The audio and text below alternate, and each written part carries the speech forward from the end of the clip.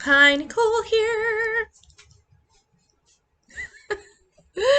So, I just wanted to give you 5 quick tips on how to heal from narcissistic abuse. First of all, education, education, education. You must, and it's imperative that you get thoroughly educated on what domestic violence looks like, what is abuse, what are the ways that a manipulator will try to make you feel like you're responsible for abuse, so that you are clear on what's happening to you, because it's all very confusing, it's overwhelming, and you feel like this situation is overpowering you.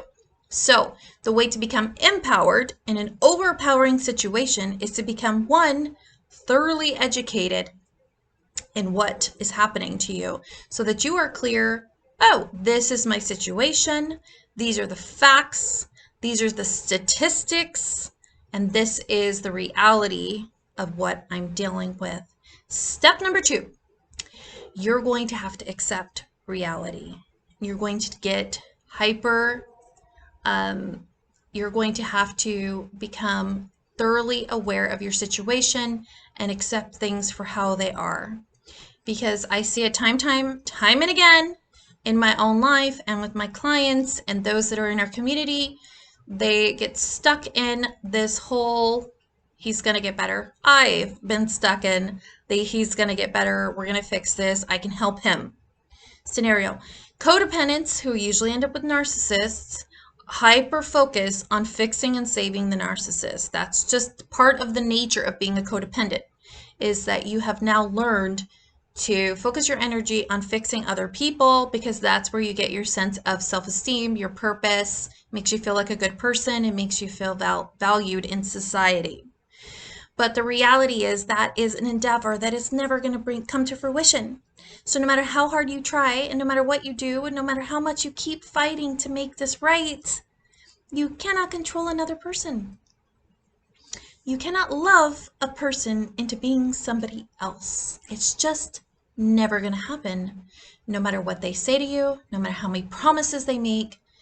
If you don't believe me, stop and take a good look at your relationship. Turn around and see, how's it been going for you so far? Have you given them chances? Have they promised they were going to change before? Has it ever happened? Has it gotten any better? Or is it only getting worse? And then what's happening to you in this whole process? My guess is it's not going well for you physically, emotionally, mentally, even spiritually speaking. So, radical acceptance is vital to really wrap your head around the fact that this person I'm in love with, or this person in my life who I love very, very much, which is not wrong, has a personality disorder. And that personality disorder is not going to go away. You're not going to magically be able to fix it no matter how hard you try. So you have to accept this person for who they are.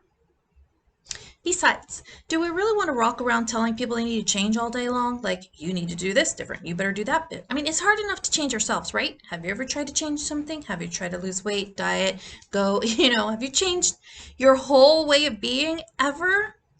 Because this is a way of life for them. This is their whole universe. And you are asking them to be somebody they are not. So you must accept that. The second thing is you're going to, and I know this sounds selfish, but please don't send me messages telling me that that's selfish, because really it's not, and here's why. You must turn your attention off focusing on the narcissist, which, by the way, when you're dealing with a narcissist, you are traumatized because you're in mental warfare, right? If you've been through it, you know I'm telling the truth, because it is mental warfare. And so when you are traumatized, your brain gets locked in the trauma. And when you get locked in the trauma, all you can think about is the trauma. You can't move past it. So when I tell you the next thing, it's not going to feel comfortable, but it's the antidote to your problem.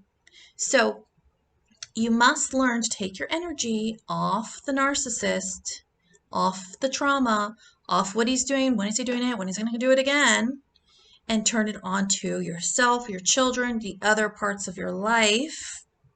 And I say this with a caveat.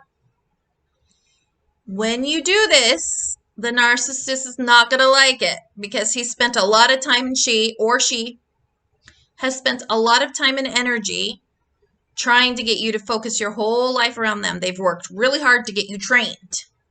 So when I come and say, hey, take your attention off the narcissist long enough to start dealing with you, they're going to get all ticked off and they're going to retaliate and it's going to make them angry. But here are the decisions, right?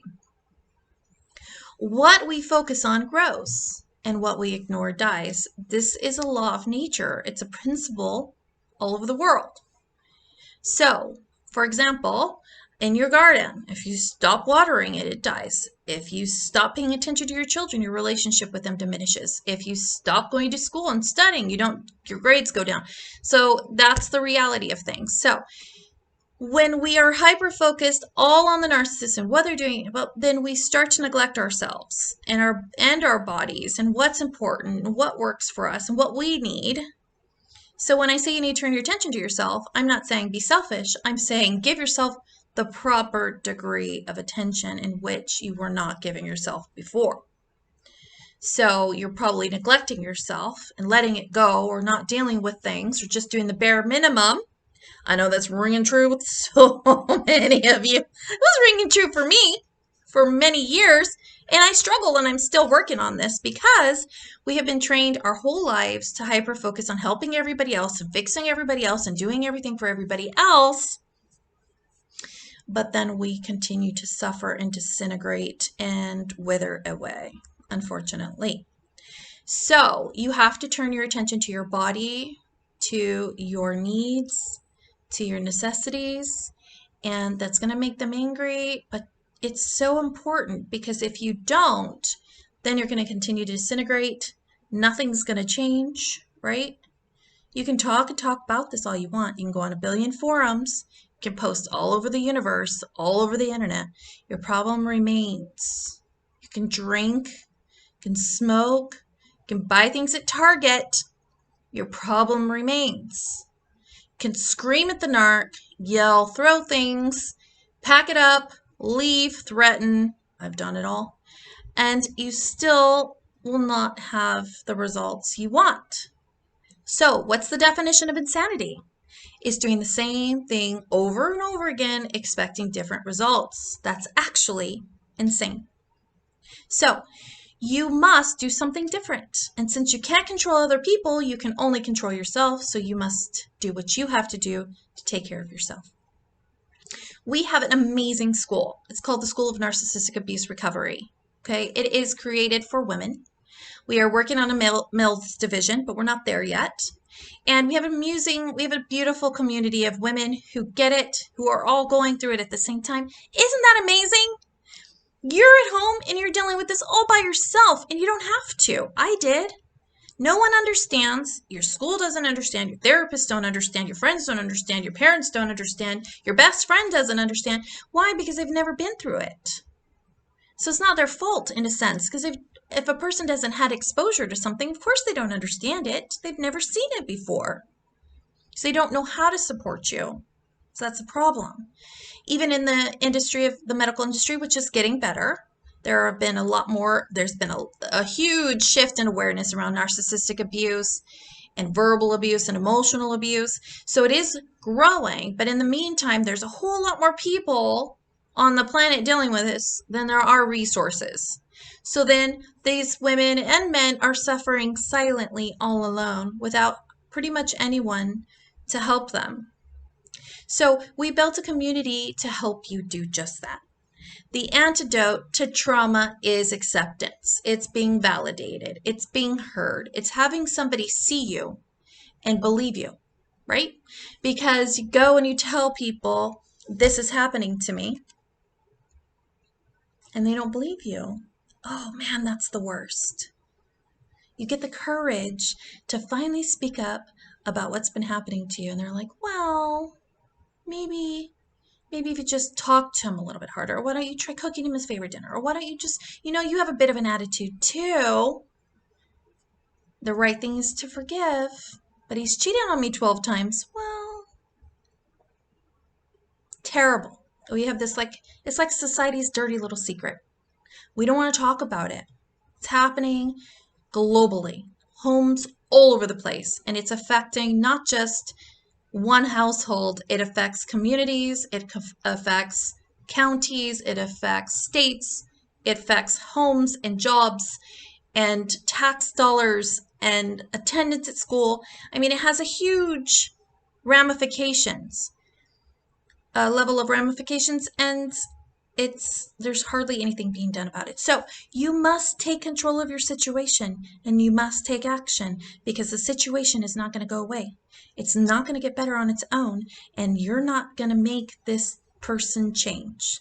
And statistics show that the cycle of abuse, which is what life is like with a narcissist, will only get worse and worse and shorter and shorter and shorter and shorter. And usually the person becomes more and more violent and worse off. So by going to this school, by coming into our community, we have many free services. You can come to our support groups. We have 3 support groups. They're absolutely free. We ask for donations if you want to. You do not have to do that. There are so many women that are really getting a lot out of it, and you're missing out if you're not coming. You can tell your story, be heard, be validated, be seen by people that get it. It's probably the only place that you're going to find that. We also have a school that you come to once a week, and it's online and it's live, and you are in a room full. It's a group coaching program, basically. And we are going to have this open for the next 7 days, enrollment only. So it is now time to act before we close this course.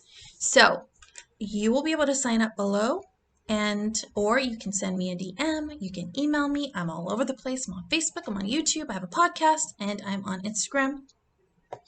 My goal is to help you, right?